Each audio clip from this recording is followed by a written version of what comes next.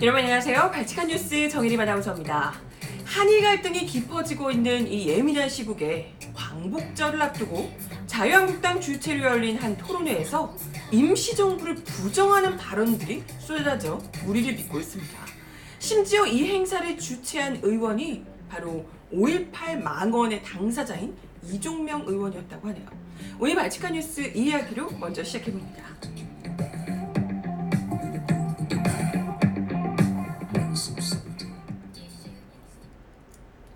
네, 여러분 어서오세요. 8월 14일 광복절을 하루 앞두고 발칙한 뉴스 시작을 해보겠습니다.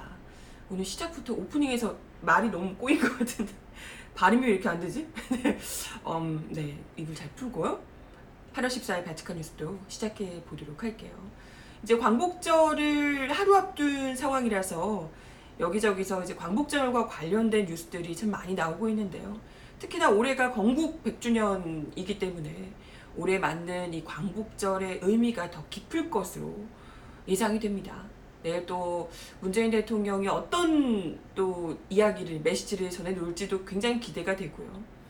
그런 가운데 어제요, 광복절이 이틀 앞둔 어제 자유한국당의 이종명 의원실 주최로 국회의원회관에서 광복절 제자리를 찾자 대한민국 정체성 확립을 위한 토론회라는 참 알 수 없는 토론회가 열렸다고 합니다. 여기서 이런 발언들이 나왔대요. 지식인들이 30년 이상 건국사를 칼질하니 그 결과 주사파가 나타났고 문재인이라는 하나의 정치적인 괴물을 만들어냈다. 이런 참 황당한 주장들이 쏟아져 나왔다고 합니다. 토론회에 참석한 이주천 전 원광대 교수는 자유한국당 등 보수 야당 일각에서 제기되어 왔던 1948년 건국, 그러니까 이승만이 건국시켰다 이거죠. 건국을 강조하면서 광복절의 의미를 깎아내렸다고 합니다. 그는 1948년에 우리 손으로 건국한 것이 더 중요하지 않나. 아니, 임시정부는 우리 손으로 건국한 게 아니에요? 누구 손으로 건국한 거지? 그러면서 건국 100주년은 역사적인 사기다 라고 얘기를 하며 대통령이 역사 지식이 전혀 없는 상황에서 우익과의 전쟁을 어떻게 하겠다는 거냐라고 반문했습니다. 아니, 역사적인 지식이 없는 사람도 우리나라 헌법 전문에 명시되어 있는 상해 임시정부의 그 법통을 계승한다는 부분은 다 알고 있을 텐데요. 역사 지식은 이주천 교수가 전혀 없으신 건 아닌가? 이게 어떻게, 그러면 우리 아예 시작부터 헌법부터 사기다 이런 얘기인가요? 발제를 맡은 김병헌 국사교과서 연구소장, 느낌이 그 국정교과서 만들었던 그 사람들 같죠? 국사교과서 연구소장 역시 우리는 1945년에 주권을 찾지 못했고 주권 회복은 1948년 8월 15일에 했다. 1945년 일제강점기에서 벗어난 것은 광복이 아니라 해방이다. 그런데 초등학교 교과서에도 8.15 해방인데 광복이라고 써놨다. 이렇게 주장을 하고 있습니다. 와, 어쩜 아베가 너무 좋아하겠네. 그죠? 아베가 너무 좋아할 것 같아. 광복 아니라 해방이다. 우리가 주권을 찾지 못했다고.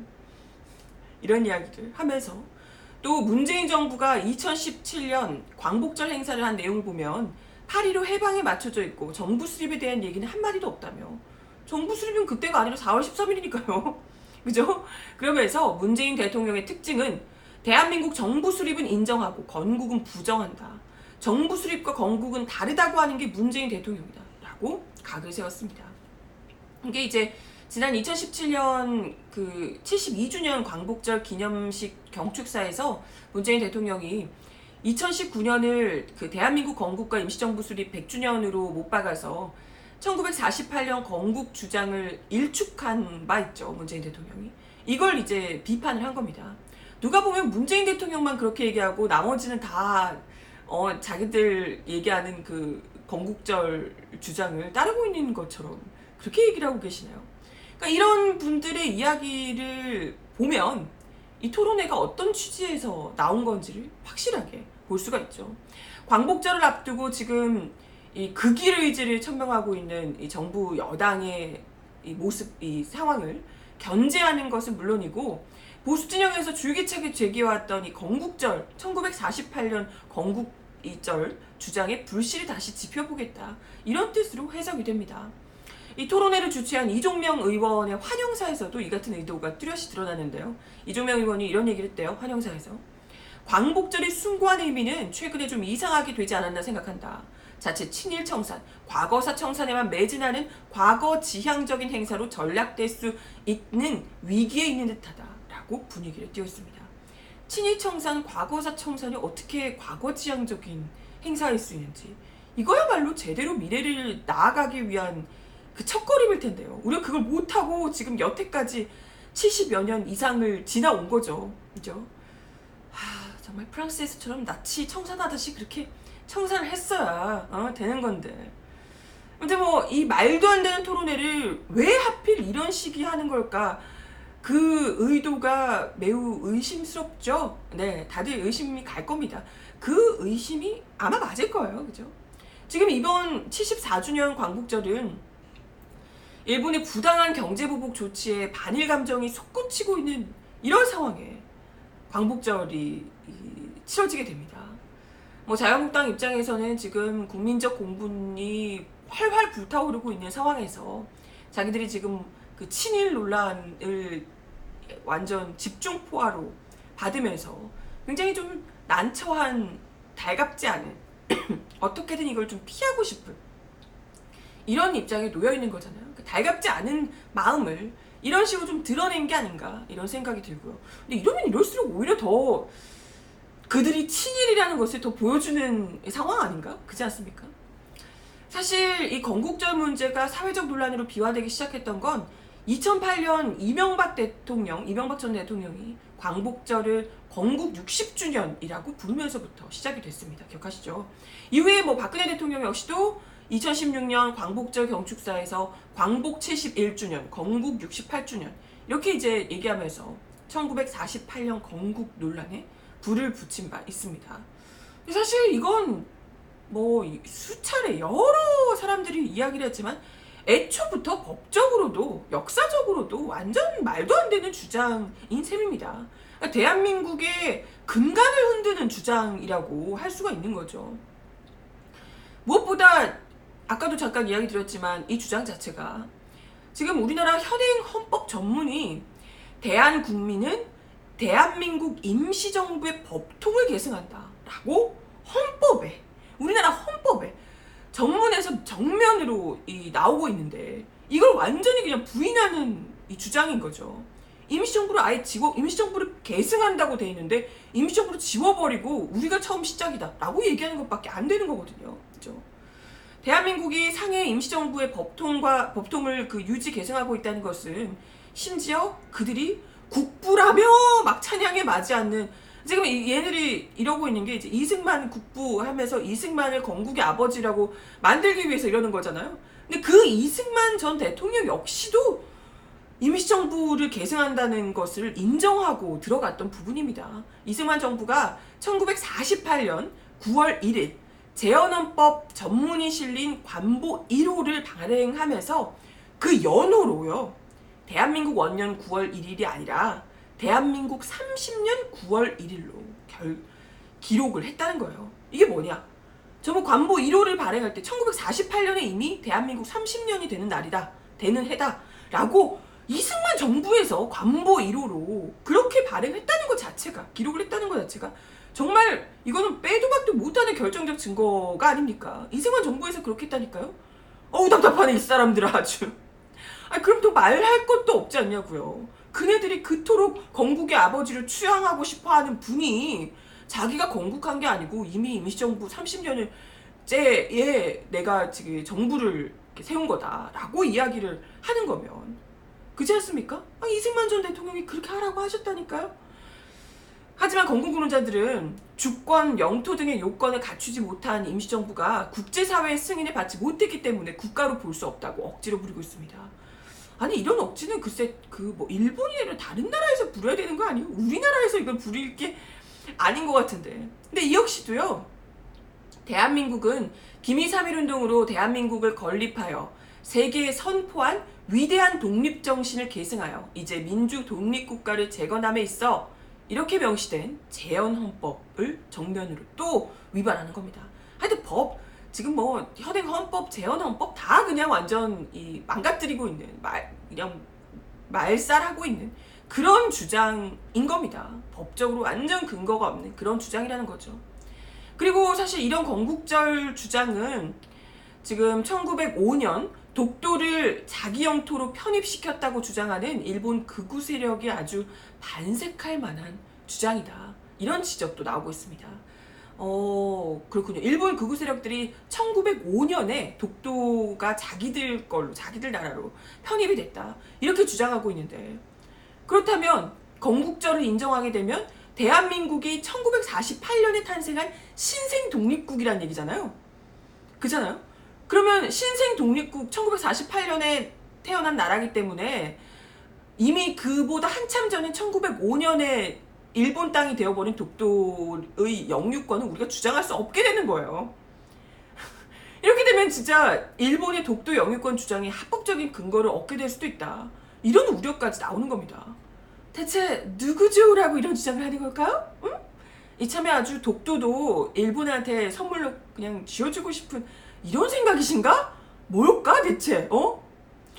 이처럼 건국절은 헌법을 부정하는 반헌법적이고 또 반역사적인 요소가 다수 포함되어 있다는 게 일반적인 평가인데요. 그리고 뭐 여론도 역시도요. 임시정부 수립일인 1919년 4월 13일을 건국절로 생각한다는 의견이 높은 것으로 나타나고 있습니다. 그럼에도 불구하고 자유한국당 등 이런 보수 진영이 끊임없이 건국절을 주장하는 이유가 대체 무엇일까? 많은 분들이 예측을 하시겠지만 결국은 친일에 가담했다가 그 해방 이후에 건국 주도 세력이 됐던 그 친일파들이잖아요. 이런 이들을 건국 공로자로 만들기 위한 의도가 숨어져 있다. 그러니까 자기들의 친일 이력을 세탁하기 위한 그런 의도가 있다라는 주장이 설득력을 얻고 있습니다. 지난 2018년에 김민철 민족문제연구소 연구위원이 이런 이야기를 하셨다고 해요. 건국론자들이 건국일을 강조하는 배경에는 결국 건국 공로자 예우에 관한 법률이 있다고 본다. 이들에게 정통성을 부여하기 위해서 이 이슈를 꺼낸 것이라 본다. 이렇게 이야기를 합니다.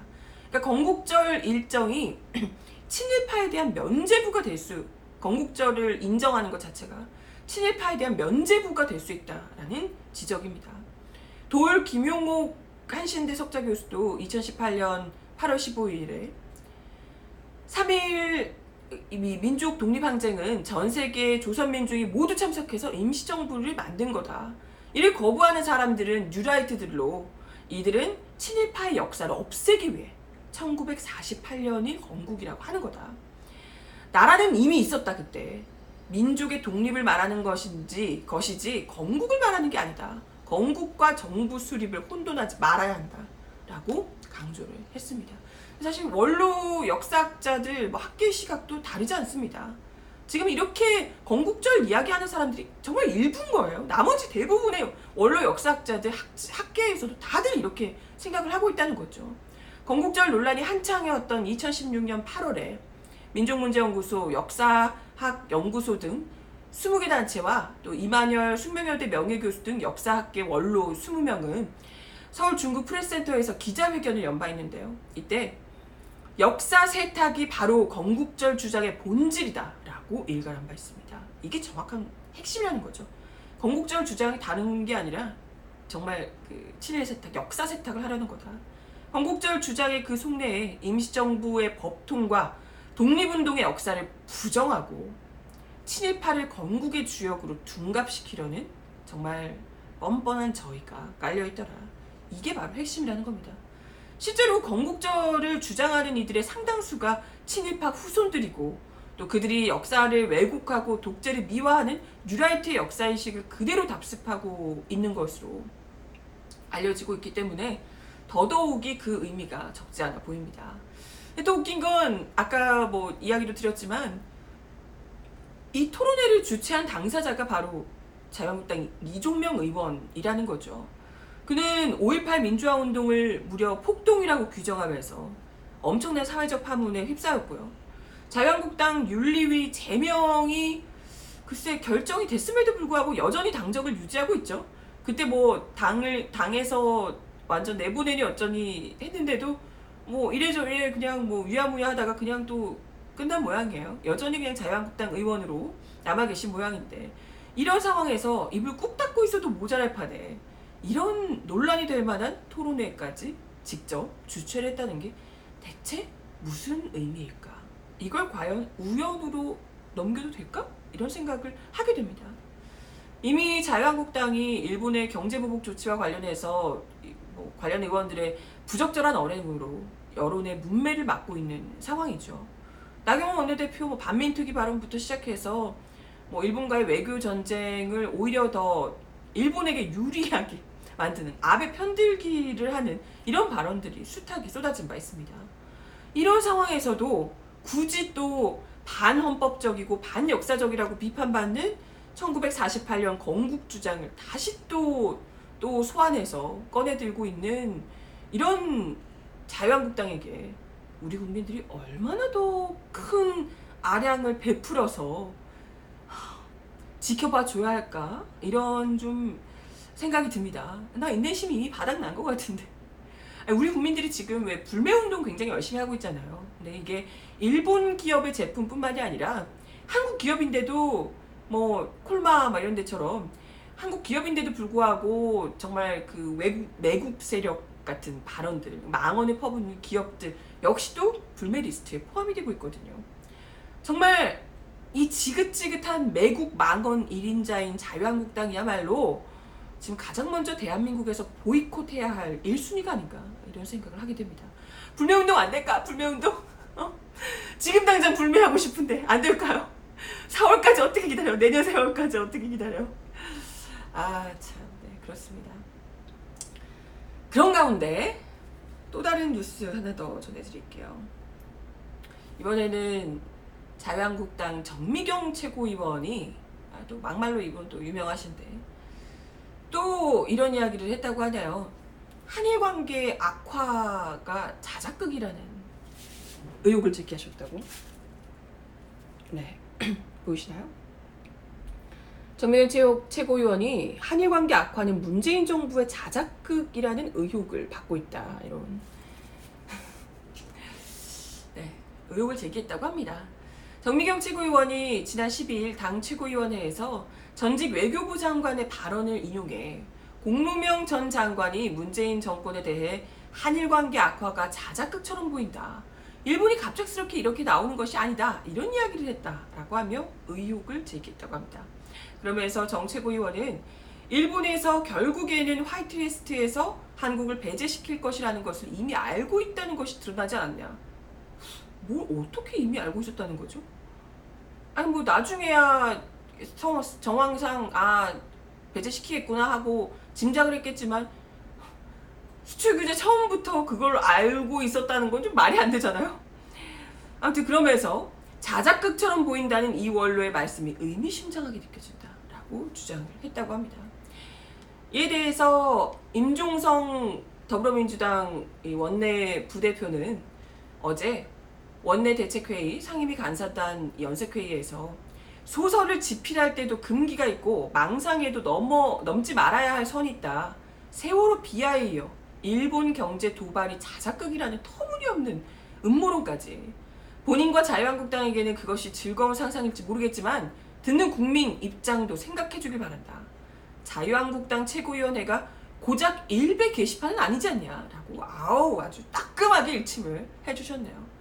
그러니까요, 진짜 뭘까요 지금 이게 이런 한일 관계가 악화되는 것이 굉장히 자유한국당 입장에서 글쎄 또 일본을 매우 사랑하는 자유한국당 입장에서 매우 난처한 것이라는 것은 알겠습니다만은 지금 정부가 이러한 상황을 어떻게든지 잘 헤쳐나가기 위해서 정말 온 신경을 기울여서 정말 그야말로 어떤 방법으로 이걸 이겨낼 수 있을까, 모든 방법을 외교적인 노력을 비롯해서 어떤 카드를 더 내밀 수 있을 것인가에 대해서 정말 불철주야 노력을 하고 있는 이런 상황인데도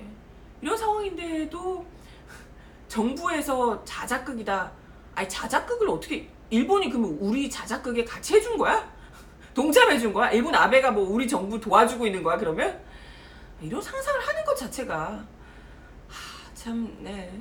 뭐 이 사태를 어떻게 어느 정도로 인식을 하고 있는가라는 이제 상황 판단 능력의 어느 정도 수준인지를 명확하게 보여주는 것 같은데요. 더 큰 문제는 이런 정미경 최고위원의 주장이 그냥 혼자만의 그냥 망상이 아니라 일본 우익 진영의 주장들과 거의 일치하고 있다는 겁니다. 참 이상하지 않나요? 우리나라 국회의원인데 우리나라 국회의원들의 주장이 일본 우익 진영, 일본 우익 신문들의 주장하고 일치한다는 게 대체 어떤 의미일까? 최근에 일본 우익 진영과 언론이 그 최악의 한일 관계가 모두 문재인 대통령 때문이라고 공세를 펴고 있다고 합니다. 정미경 최고위원의 말처럼 지금 한일 갈등이 문재인 정부의 자작극이다라고 하는 것처럼 똑같이 문재인 대통령 때문에 한일 관계가 이렇게 된 거다라고 주장을 하고 있다는 겁니다. 지난 12일 MBC에 따르면 요미우리 신문은 여성 비하 막말 동영상으로 사퇴한 한국콜마 윤동환 회장에 대해서 문재인 대통령을 비판한 동영상을 보여줬기 때문에 사퇴하게 됐다라고 보도를 했다고 합니다. 아니 이 사람이 문재인 대통령을 단순히 비판한 영상을 보여줘서 사퇴한 게 아니잖아요. 베네수엘라 여자들은 뭐 단돈 7달러에 몸 팔고 있고 우리나라 여자도 그 꼴이 날 거다. 이런 그 여성 비하적인 막말 동영상 우리나라 자체를 아예 비하하고 일본을 아베를 찬양하는 이런 류의 발언을 담은 그런 막말 영상을 직원들에게 강제로 시청하게 했기 때문에 논란이 일었던 거죠. 이런 내용을 쏙 빼놓고 그냥 문재인 대통령을 비판한 영상을 보여줘서 사퇴하게 됐다. 이렇게 주장을 하고 있더라는 겁니다. 이렇게 보도를 했대요. 요미우리 신문이. 아주 사실 왜곡을 그냥 밥 먹듯이 하네요. 우리나라에도 그런 비슷한 신문이 있는데 그렇죠? 사실 왜곡 밥 먹듯이 하는 신문. 뿐만 아니라 일본판 뉴스위크에서는 뭐 이런 식의 유체이탈 대통령이다. 북한의 지령을 받는 것 같다. 뭐 이러면서 최악인 한일 관계가 문재인 대통령의 적폐청산 때문이다. 이런 주장을 내놓고 있다고 합니다. 이거 정확하게 자유한국당 주장 아니에요? 문재인 대통령이 적폐청산 하느라고 자유한국당을 들쑤셔가지고 이게 지금 다 문제가 되고 있다라고 하면서 이 모든 것이 문재인 대통령 때문이다. 북한의 대변인 같다. 이렇게 얘기하는 게 자유한국당 주장 그대로잖아요. 어머나. 어쩜 이렇게 똑같을 수가? 한 타블로이드 신문은 문 대통령이 한일관계 단절로 경제를 붕괴시켜서 적화통일을 하려 한다. 난리 났어. 경제를 일부러 붕괴시켜서 적화통일을 하려고 한다고 이런 뉴스까지 실었다고 합니다. 경제를 붕괴시켜서 그러니까 북한한테 우리를 이렇게 쳐들어오라고 한다는 거예요. 경제가 얼마나 붕괴가 돼야 북한이 그렇게 할 정도로 참 네. 이게 그 상식이 있는 수준의 이야기인가 참 의심스럽게 하는데요. 이뿐만이 아니라 TV방송에서도 문 대통령이 친북 성향이고 뭐 역사 문제로 한일 관계를 망가뜨렸으며 심지어 북한에서 태어났다 이런 가짜 뉴스까지 내보냈다고 합니다. 아니 뭐 이게 팩트 따위는 완전 상관없고 관심도 없고 아니 조금만 살펴보면 이건 다 나올 수 있는 알아보면 금방 나오는 문제인데 북한에서 태어났다는 대체 뭐야? 진짜 어이가 없잖아요. 이게 정말 우리나라 신문들도 정말 말도 안 되는 주장을 하는 가짜 뉴스들이 많이 나오는데 이건 뭐 진짜 수준이 거의 뭐 참 입에 담기 어려운 수준, 언론이라고 보기 어려운 수준의 이 가짜 뉴스들이 판을 치고 있다라는 겁니다. 근데 이러한 주장들이 놀랍게도 우리나라의 극우 세력들, 자한당의 주장의 이 방향과 궤를 같이 하고 있다라는 게 진짜 소름 돋지 않나요? 이런 가짜 뉴스들까지 정말 대체 누가 누구를 벤치마킹하고 있는 거야? 누가 누굴 따라하고 있는 건지도 모를 정도로 어쩜 이렇게 한마음 한뜻으로 똑같은 얘기를 하고 계신지. 근데 저는 이런 상황에서 너무 궁금해지는 거예요. 자유한국당도 그렇고 한일의 이 극우들이 자꾸 지금 한일 관계를 문재인 정권이 망쳐놨다 그러는데 그럼 대체 그들이 말하는 한일 관계가 좋았던 시절은 뭘까? 대체 언제로 돌아가고 싶은 거야? 언제였던 걸까요? 그 돌아가고 싶었던 매우 돈독했던 한일 관계가 설마 일제시대도 아니겠지? 응? 그때 뭐 완전 한몸 받고 너무 좋았는데 한국이 완전 일본 찰싹 붙어가지고 뭐 이게 시킨 대로 머리 조아리고 식민지 갖고 아주 식민지였지. 예, 그렇고 아주 말 잘 듣고 너무 평화롭고 행복했는데 우리 일본 누님이 우리를 다 개발시켜주고 너무 좋았는데 이런 얘기를 지금 하고 계신 건 아니겠죠? 응? 사실 지금이야말로 대한민국은 정말 그 오래됐던 숱한 굴욕적 시기들을 지나서 그 어느 때보다 당당하게 주권국가로서 제 목소리를 낼 수 있는 시기를 어떻게 보면 드디어 맞이했습니다. 그죠?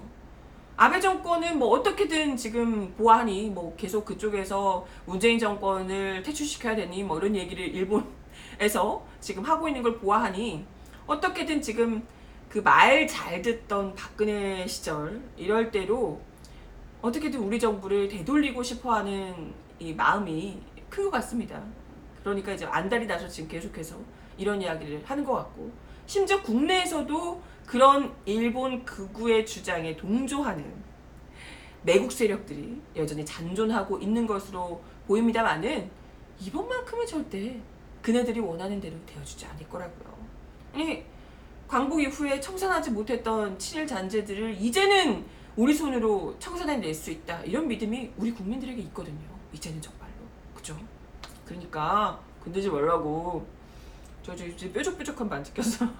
건들지 말라고. 우리 가만히 있지 않는다고 이야기를 꼭 드리고 싶었고 지금 또 내일 광복절을 맞아서 우리 정부 그러니까 문재인 정부에서 어떤 메시지를 낼지 지금 우리도 그렇고 일본에서도 굉장히 유심히 지켜보고 있다고 하는데 한일 관계가 또 어떻게 될지 지금 이 갈등 관계가 어떻게 나아가게 될지에 또 분수령이 될 것으로 지금 기대되고 있는 상황인데 절대 물러섬 없이 지금 일본도 전혀 뭐 조금의 반성도 없는 상황이잖아요. 이런 상황에서 우리가 뭐 먼저 한 발 빼고 모른 척 이쯤 했으면 됐다고 괜히 숙이고 들어가는 이런 모습을 보여줄 필요가 전혀 없습니다. 그럴 이유도 없고요.